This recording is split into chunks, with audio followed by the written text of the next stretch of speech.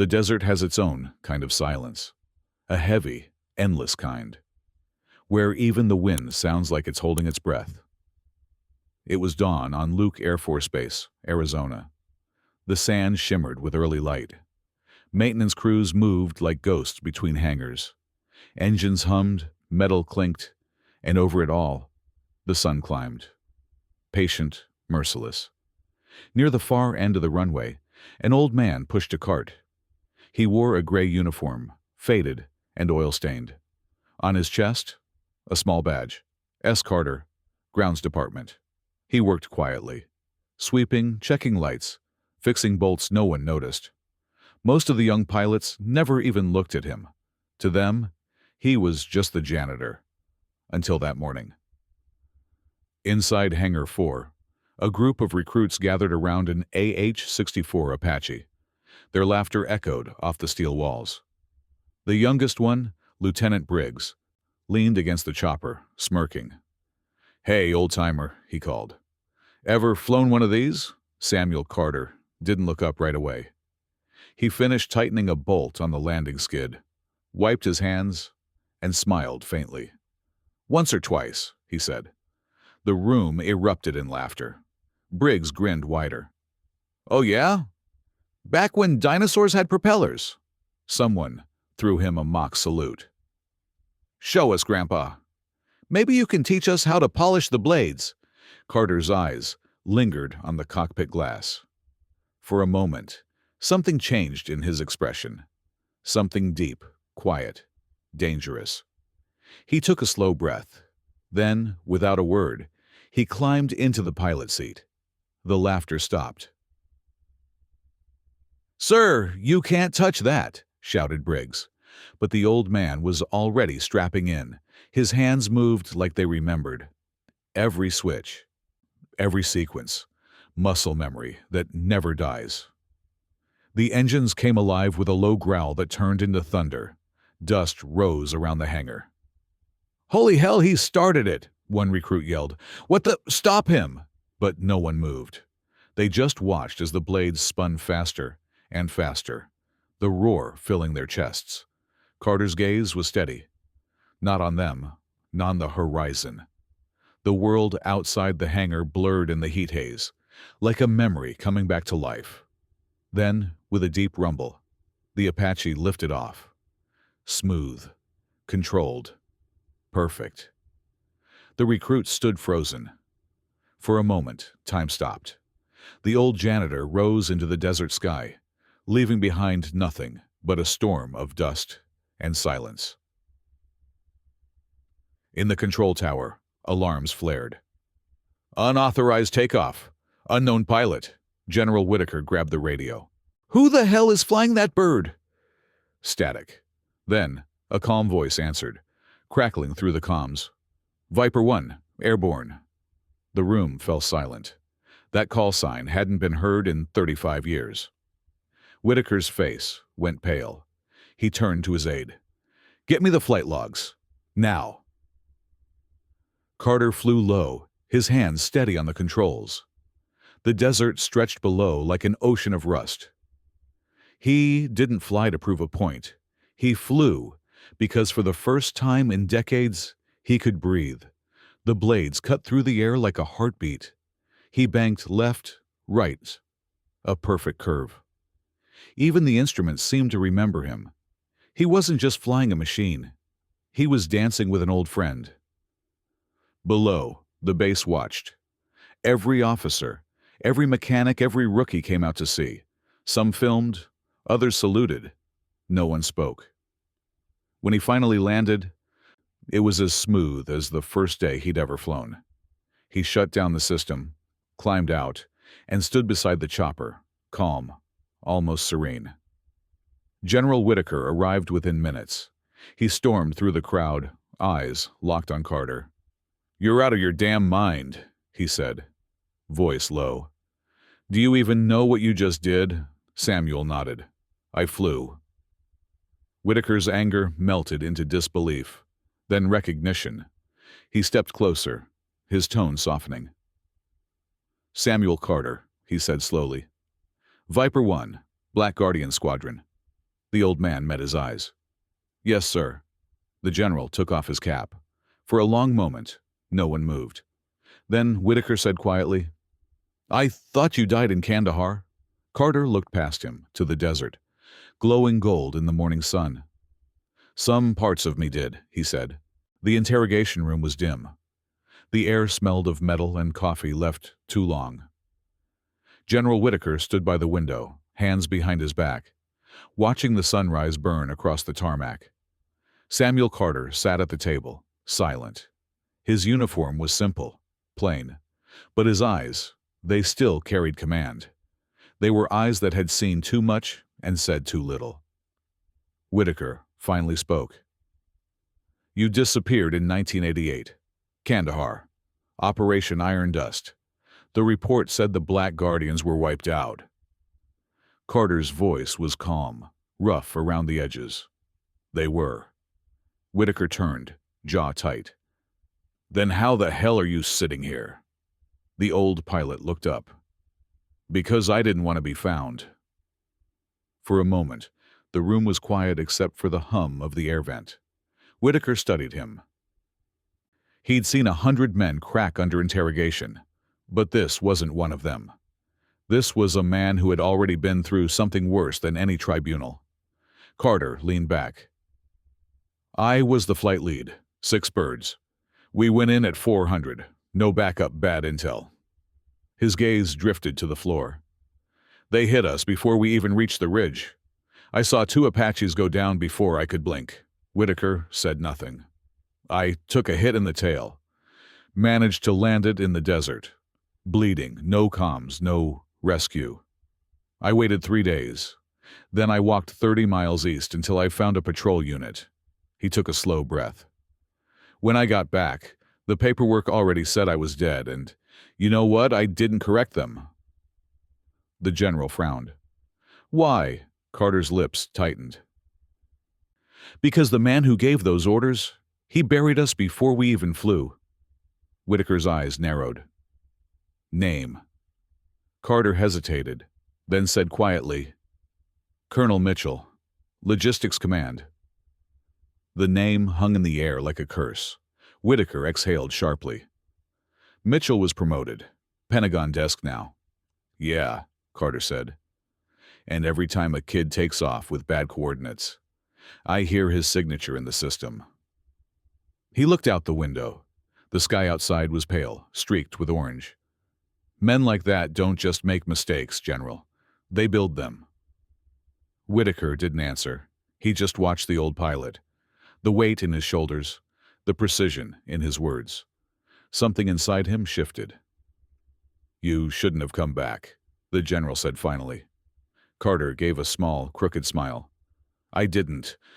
I was just cleaning up." Later that day, the entire base buzzed with rumors. The story spread like wildfire. The janitor was a war hero. He flew an Apache with no clearance. The general saluted him. Some laughed, some didn't believe it. But the veterans, the few, still serving, knew better. They saw the look in Carter's eyes. That quiet kind of steel that only comes from surviving hell.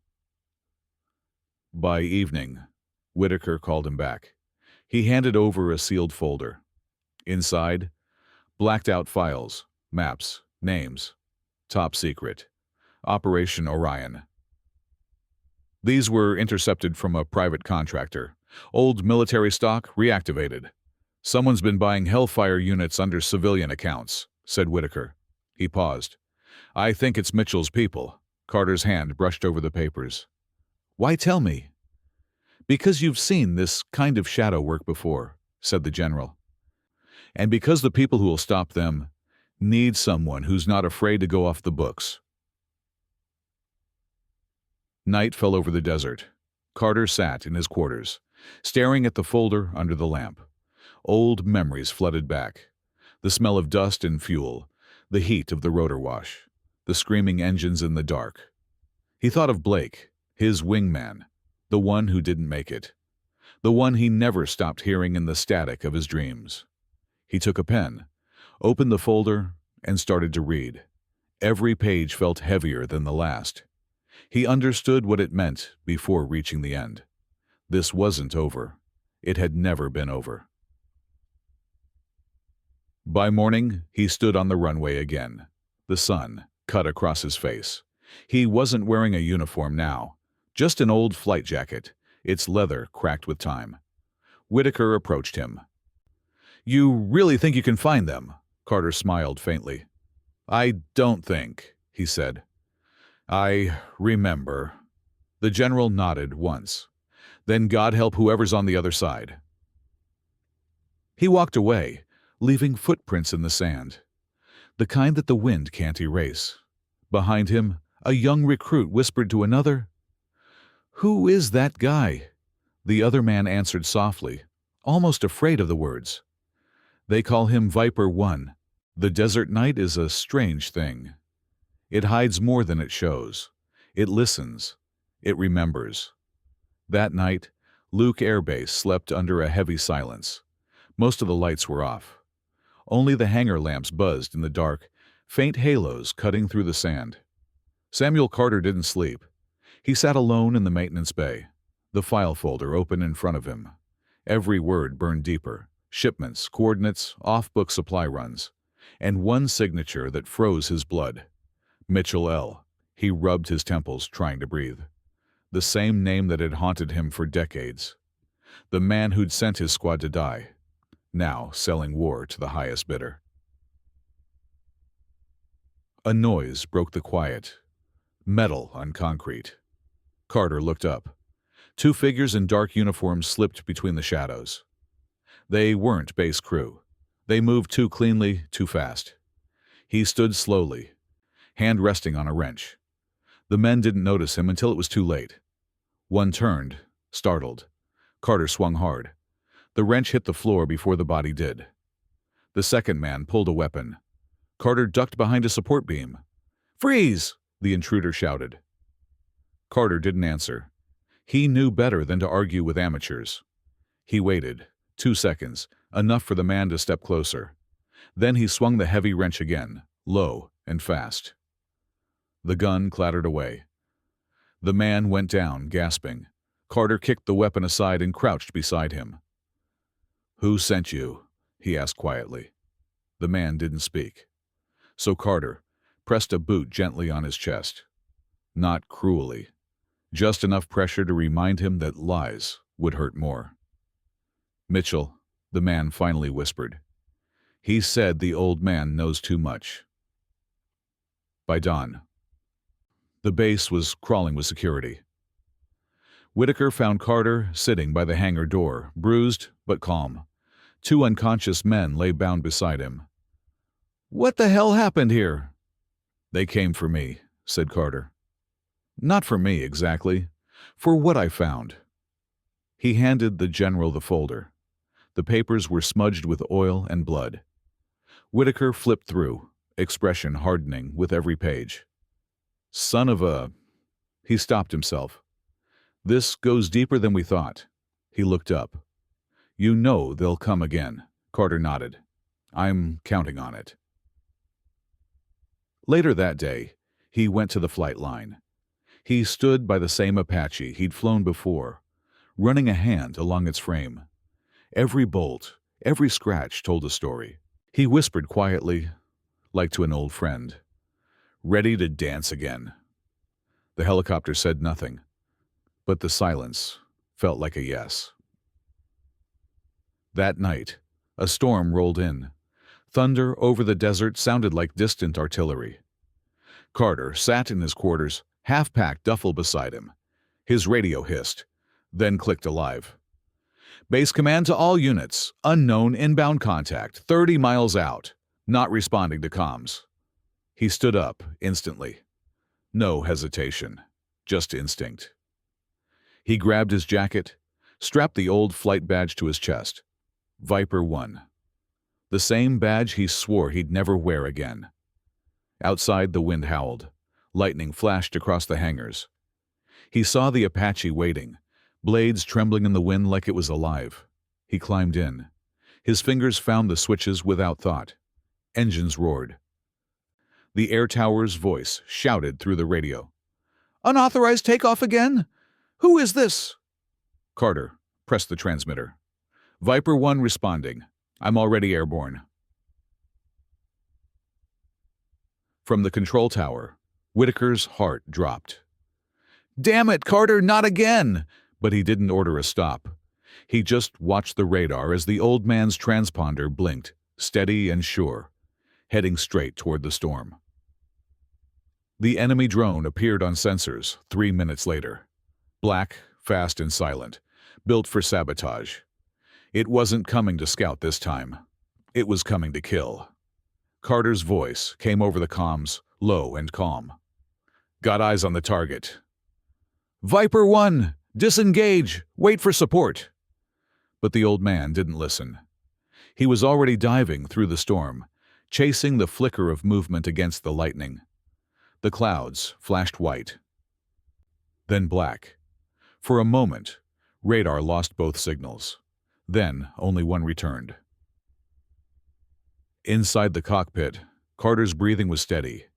He tracked the target with one eye, his other half closed from sweat and rain.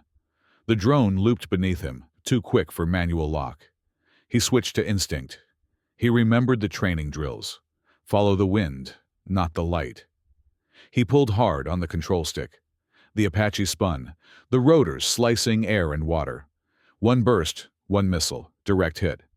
The drone exploded midair, raining sparks into the desert dark. The comms went wild. "Direct hit! Repeat! Target down!" Whitaker's voice cracked through static. "Carter, do you copy?"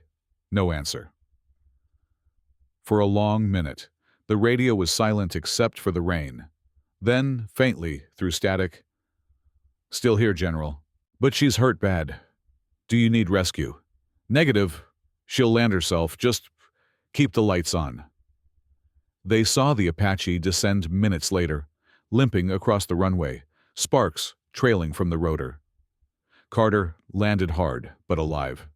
He sat in the cockpit, breathing heavy, the rain hitting his face through the cracked glass. Whitaker ran toward him. The old pilot looked up, eyes bright despite the bruises. "Guess I still got it," he said, voice hoarse but steady. The general just nodded. "You never lost it." That night, the storm cleared, and for the first time, the desert sky was full of stars again. Morning broke clean after the storm. The sand looked washed.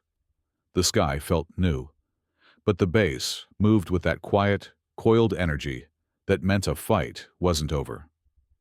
General Whitaker called a briefing at SRO 700. Carter arrived 10 minutes early and stood near the back wall, arms folded, eyes calm. On the screen, drone fragments, flight paths, procurement records, shipping manifests. A trail of signatures. All roads led to one name, Colonel Mitchell. No one said it out loud at first. You don't say a rank like that and expect the room to breathe. But Whitaker did. He pressed the clicker, and the name filled the screen in black and white. "Gentlemen," the general said, voice like a steel cable, "our saboteur isn't just outside. He's above us. He's been above us for years." A murmur rolled across the room. Some stared at Carter. Some looked at the floor. A few swallowed hard, because they had once shaken the man's hand. Whitaker continued. "Mitchell pushed through bad munitions under civilian billing. He used retired stock. He used old networks. He used our trust." The general paused. "And when someone got too close, he sent people to clean up. Last night they came for Mr. Carter. They will come again." He turned. "Unless we take this to the top." The decision was made in silence. No one voted. No one needed to. By 1,000 hours, Whitaker and Carter were on a transport plane to D.C. The Pentagon carries a sound of its own. Shoes on marble. Brisk, measured voices in corridors that feel like they stretch forever. Carter walked beside Whitaker, like a man who had once lived here and never wanted to again. They handed the file to internal oversight. They waited. and waited, and learned the oldest rule of war off the battlefield. The enemy moves faster when paperwork is slow. By noon, Mitchell stepped into the conference room. Pressed uniform, a face like carved granite, eyes that never blinked for long. He nodded to Whitaker. Then he saw Carter.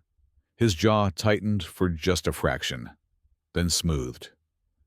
"You," he said softly, almost with surprise. "I signed your death report." Carter didn't move. "You signed a lot of things you never owned." Mitchell took a seat, set down a leather folder, and glanced at the projection screen. "Old paperwork and newer paranoia. That's what this is?" Whitaker didn't sit. He tapped the folder they had brought. "These aren't rumors. These are serial numbers, logistics requests, shipping routes. Last night, your men tried to breach my base with retired Hellfires. We have the shooters. We have the comms. We have the fragments." Mitchell smiled, without warmth. "Rogue contractors, sloppy ghosts from old programs. You want justice, General? You'll have to kill every shadow in Washington." The room felt colder. An oversight officer cleared her throat. "Colonel Mitchell, we will need your immediate access keys and device. Until we complete—" "No," Mitchell said very gently. "You will not." The officer stiffened. "Colonel, that's not a request." Mitchell looked at Carter again. "Do you know why men like you scare this town? You don't bend to rank. You bend to truth. And truth is the one thing this city cannot store on a server." Carter's voice was soft. "Truth is the only thing that lands." For a second, something flickered in Mitchell's eyes. Not guilt, not fear, calculation. He stood.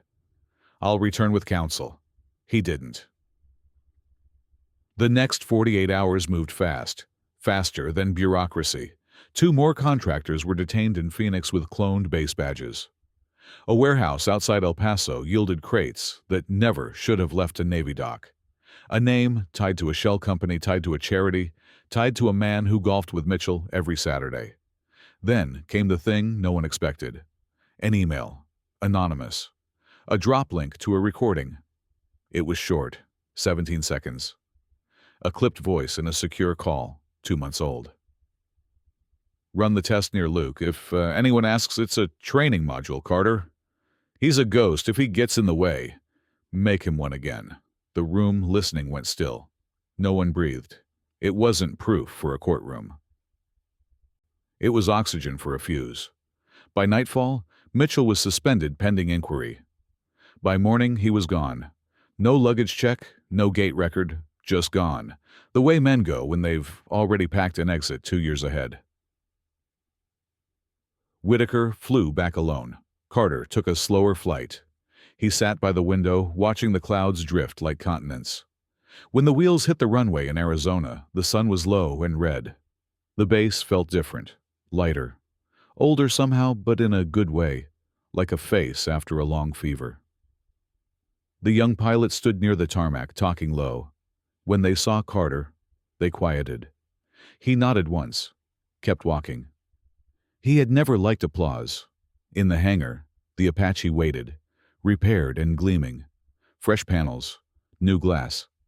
She looked younger than he remembered. He rested a hand on her side.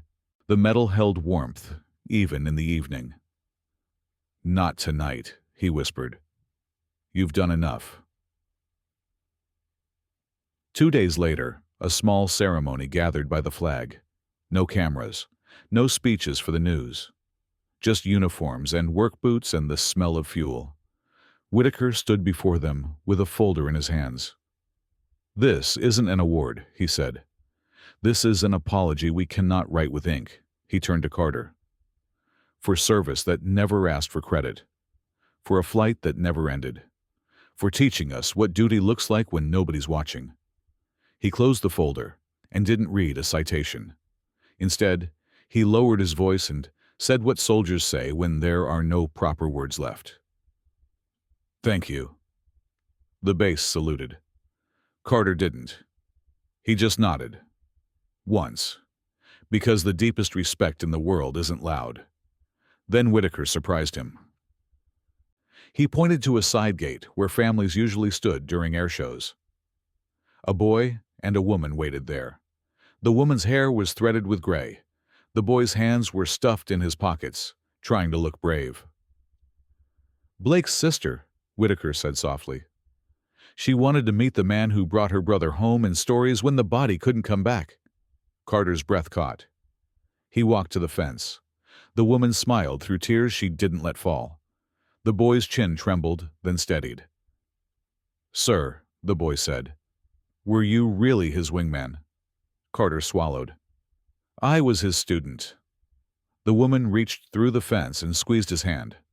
For a long moment the three of them stood there, saying nothing the wind needed to carry.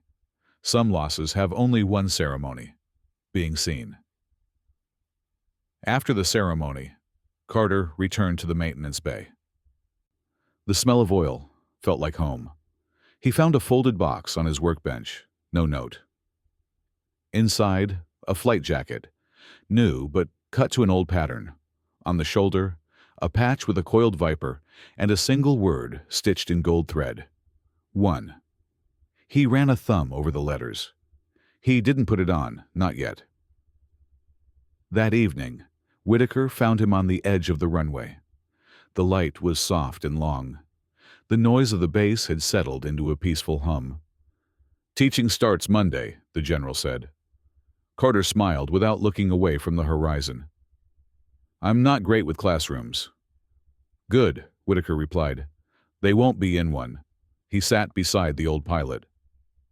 "Call it a mentor unit. No ranks, no grades, just time in the hangar, hands on metal, stories at the right moment. We'll call it the Guardian program. You won't be alone. Other ghosts are coming out of the sand." Carter was quiet a long time. Then he nodded. "Make sure the new ones learn the only rule that ever saved me." Whitaker waited. Carter looked at the sky and said it like a prayer. "Don't fly to prove. Fly to protect." The general stood, dusted off his trousers. "And if they ask who taught you that," Carter's mouth bent into the smallest smile, "tell them I learned it when I was young enough to believe flying was about me, and old enough to admit it never was." Night returned. The runway lights blinked in a slow line into the dark. Carter stayed a while. He listened to the desert. He listened to the silence that lives just under the sound of engines, the silence only pilots know. He thought of the men who never landed. He thought of the machine that had brought him home again and again, and once had to leave him behind. He thought of Blake's sister, of the boy trying not to cry, of the way a base breathes when it sees itself clearly. He stood, finally. He walked to the Apache and touched the glass. His reflection looked back, older, softer, still with that thin wire of steel running through. "I'll see you in the morning," he said. And he meant it. Not a promise to fly. A promise to keep watch. Weeks passed. The Guardian program took shape. Carter didn't lecture. He told stories sparingly, like rationed water. He put tools in hands. He asked questions with quiet edges. "What do you hear before you take off?" "Which sound tells you the storm is a liar?" "What do you say out loud when the radio fails?" He watched the young pilots change. Arrogance thinned. Listening thickened. They began to fly like men and women who knew the sky could love them and still kill them. Rumors circulated that Mitchell had been found in a hotel near the border with a second passport and a suitcase full of severed trails. Someone said he would stand trial. Someone else said he never would. Carter didn't ask. Justice has different runways. Some are longer than others. On a Tuesday, at 05:11, the base woke to a familiar sound. Not sirens, not alarms. Rotor wash. An Apache rose over the desert, training flight logs blinking green. 2 young pilots inside. Their hands were steady. Their eyes were quiet. Whitaker stood with coffee, watching the takeoff. He didn't speak. He didn't need to. Beside him, Carter stood with his old badge tucked into a pocket and the new jacket folded over his arm. The chopper banked left, then right, then leveled into the morning. No bravado, just precision, just care. Beautiful, Whitaker said at last. Carter nodded. They're not flying to prove. A pause. They're flying to protect. The general turned. Last question, he said. You ever miss it? The fight? Carter's answer was simple. I miss the boys. He set the jacket down on the railing and looked at the desert like a man looking at a grave that had become a garden. And then, almost too quiet to hear, he added, but I don't miss the proving. That afternoon he sat alone in the hangar, fingers stained with grease, sunlight broken by the ribs of the roof. He pulled a small box from his pocket. Inside, an old patch, cracked with age. Black Guardians. He pinned it beneath the new one. Not above. Never above. He closed the box and slipped it away. Then, he took a long breath and let it out slowly. The air tasted like metal and dust in peace. Outside, the runway lights flickered on for night ops. A breeze moved through the open hangar, carrying the scent of rain that wasn't there yet. Somewhere in the base, a young recruit laughed too loudly, and another told him to hush. Carter smiled. He stood, turned off the lamp and walked toward the door. His steps echoed once, twice, then disappeared into the hum of the bass. The same song he'd known all his life. At the threshold, he looked back at the Apache. Just for a moment. Then he nodded, a small private salute. Rest, he said, and the desert answered with silence.